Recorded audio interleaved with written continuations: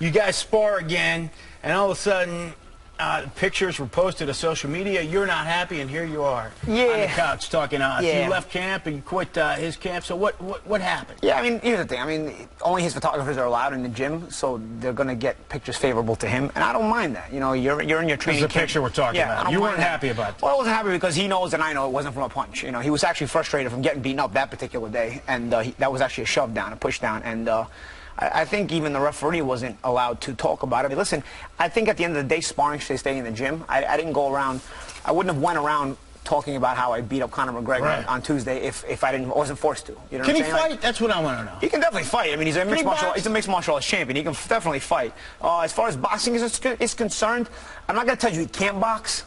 You know, I'm not going to say that. He understands what he wants to do and how he wants to do it.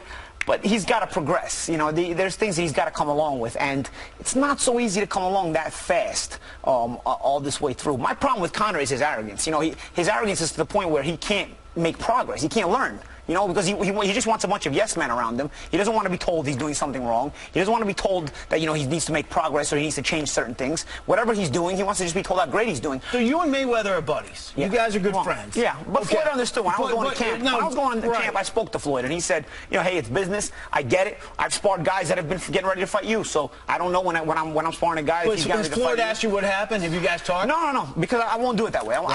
You know, I have an ethical side of me. See, I'm not like Conor McGregor, who, even if I had knocked down Conor McGregor and I had a picture of it, I wouldn't post it on social media. Let alone Conor, who didn't knock me down, it was a push down, tries to play it as it's a knockdown. You know what I mean? He's trying too hard to sell it for me. Have you guys talked at all?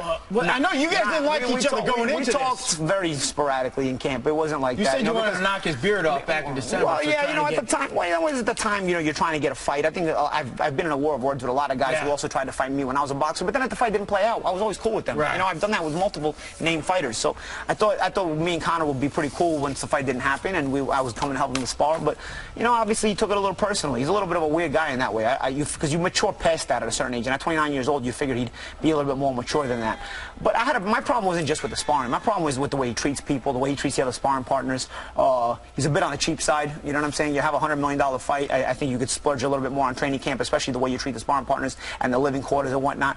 I asked for nothing, no special treatment. I wanted to be like the sparring partners. I wanted to have, in the token of good faith, I wanted to go over there and stay with the sparring partners. I didn't negotiate my price. Whatever first price they gave me, I accepted that as far as payment was concerned, which I never got paid by the way I left. But I never tried to make things difficult for them. But I assumed things would at least be on a moderate living conditions. You know what I'm saying? And they really weren't, like I said, a little bit on the cheap side. And I wasn't. I haven't been, I put it like this to people. I have never been part of a $100 million fight, but I've been part of multiple fights where there's been $1 million purses in there. And so once you're part of seven and 8-figure purses or 9-figure purses in his case, you understand how to treat the training camp and how to properly budget it without being too cheap, but without overspending. You know, there's people involved, there's a team involved, and you need to take care of them too. And I've never seen such a cheap guy in my life.